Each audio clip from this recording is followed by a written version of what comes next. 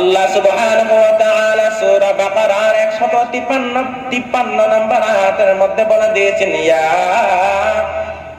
আইয়ুহাল্লাযীনা আমানুস্তাঈনু বিস-সাবরি ওয়াস-সালাহ।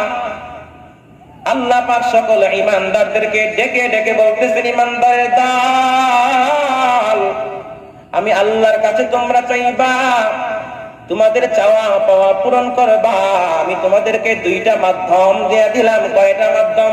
আল্লাহ পাক রব্বুল আলামিন তোমার মনের চাওয়া পাওয়া পূরণ করার দুইটা মাধ্যম দিয়ে দিলেন।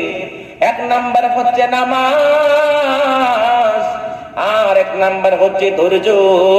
বিস-সাবরি ওয়াস-সালাহ, যেই ব্যক্তি ধৈর্য ধরতে পারবে এবং নামাজ নিয়মিত আদায় করতে পারবে, আল্লাহ পাক রব্বুল আলামিন তার সকল চাওয়া পাওয়া, তাকে বিপদ থেকে উদ্ধার করবেন, মৃত্যুর যন্ত্রণা থেকে উদ্ধার করবেন, কবরের আযাব থেকে তাকে উদ্ধার করবেন, হাসরের আযাব থেকে উদ্ধার করবেন, ফুলসিরাতের আযাব থেকে উদ্ধার করবেন, রাহমাতাল লিল আলামিন।